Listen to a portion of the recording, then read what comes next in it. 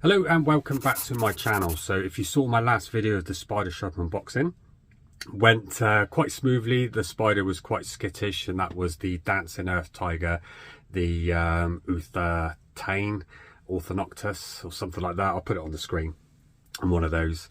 It is currently up there at the minute and it is just chilling out, walking around. So give me a week or two, I'll do an update and see how it is, but I'm going to try and feed it in a couple of days once it's settled and laid a little bit of web. Once it's laid web, then I know it'll be fine.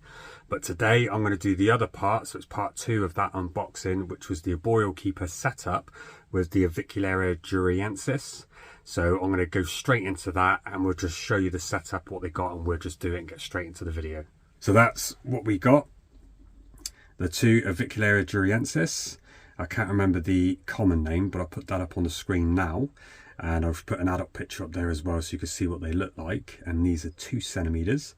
And then you get the 2 discs, which I don't think I'm going to use at the minute because I've got plenty of substrates.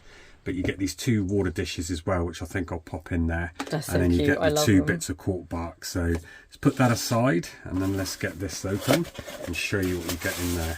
I love those little water dishes. So yeah, they are really good, those water dishes. So I love the setup of this. It looks really nice, very professional. Really pretty boxes. I really like those. Good wrapping. Straight into it. And then we have the 2 parts there. Get rid of that rubbish.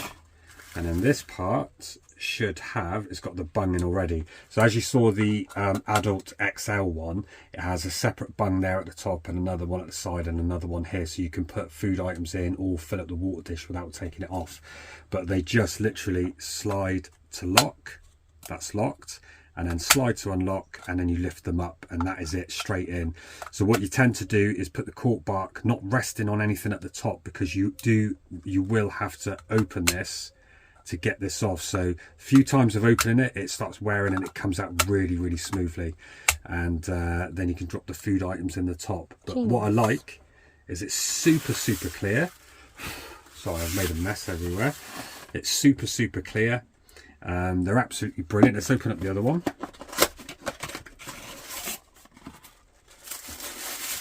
Just get that open. Get rid of the rubbish.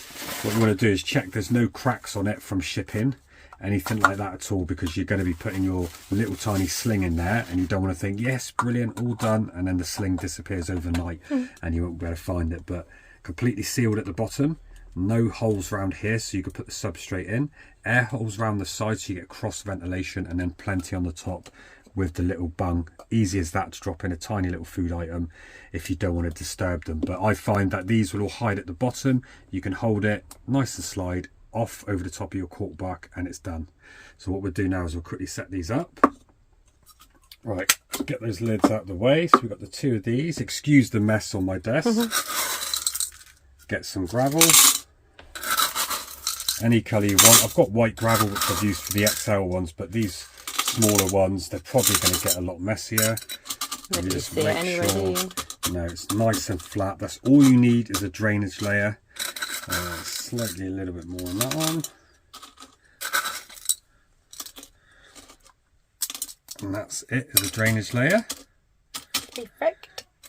Right, so then all I do then is just a bit of water over the bottom of both of these, and on my larger one that you see me do with the enclosure, it works absolutely fine. So the substrate will soak this up, excess will stay in the bottom, but I always put a bit in there straight away. Now for the substrate, some substrate, I'd say 2 little vials. And then what we do is just pat that down, not too much at the minute because we need to put in a bit of cork bark. So let's see what we've got. So we've got 2 little bits of cork bark, and what I'll do is I'll just push that in. It's kind of rolled together though, isn't it? So there's like a little hole in there. It's really cool. It is, yeah. So it can, because they're only 2 centimeters, I think this is going to be perfect for them for the minute. And then rolled up tube. What we'll do, just for a bit of contrast, it can hide behind that if it wants to, but it also props that up. And then this one, I need to, can we open that? Was that going to be enough? So snap it. Is that going to be enough room for it to go in? Yeah, I think so. Because they go quite small, don't they? Yeah, so it can climb down in there. It can see all the way through. Yeah. But it's got a nice little opening. So if I do the same on that one, see if the lid can go down first. Yes.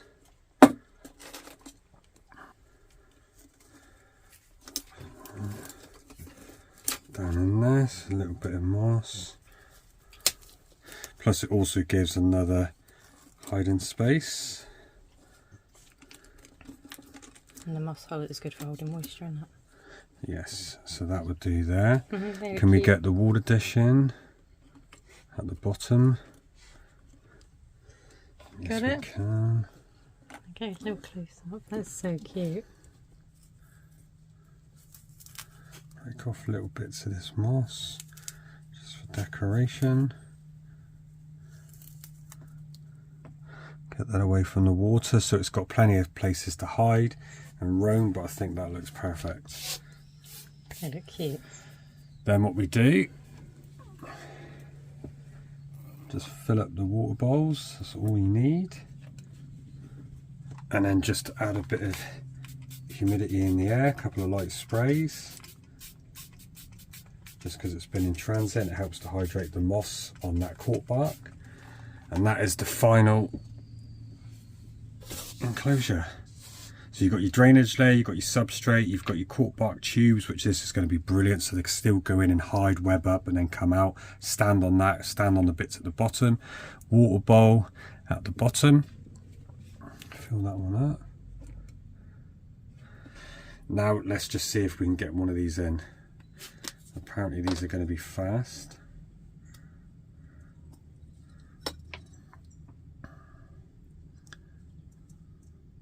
Oh, this is perfect size. And these can be very, very quick, so try not to lose it. Cute. See if I can get it to go straight in. Look at this for perfect size. Come on, bud. Oh, don't have a finger. Come on.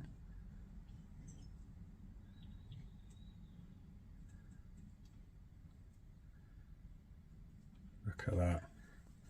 Perfect size. And look, it's just gone straight in.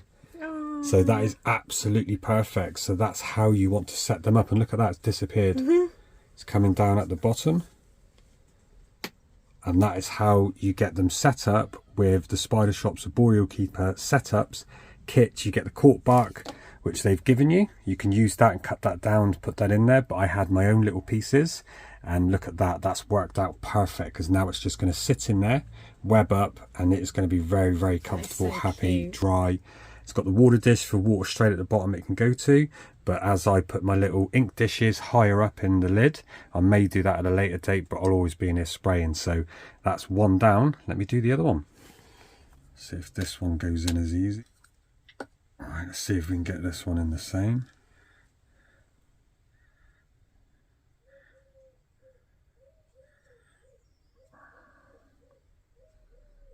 This one's very, very moist. Nice little fat bum. This one I can tell is going into pre-malt.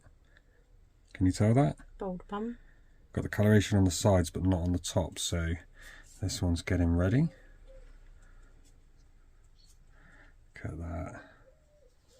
Not on my hand. Don't lose you. Come on, dude. There you go. Look at that. Perfect. See if it'll go down the other way. And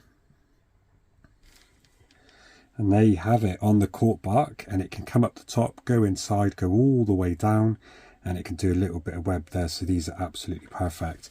These bits of wood I just get from my local area, like on the moors. They're dried out. You just make sure that they're clean, got no fungus growing on it, no parasites, stuff like that, and they're absolutely perfect. And then they can just go straight in your enclosure and you get no problems, because all of my enclosures now have wood that I found from outside where I live, so I don't have to pay any money at all for any wood. But both of those have worked perfect. Look, this one's at the bottom. going up and down, and that one's going to stay on there and it can go in the hole. So that's both of them done. So that's how I do the setup for that. So if you want to get that, go to the Spidershop, either via my link. You can use my code GAV5 to get 5% off for yourselves, and then you can get these setups and these 2 spiders as well, and you can do that yourselves the same. But absolutely brilliant. And then what I'll do is I'll put them in the larger enclosures when they get a bit bigger, and we'll see how they go on the journey. But there we go. So thank you very much for watching, and I'll see you on the next one.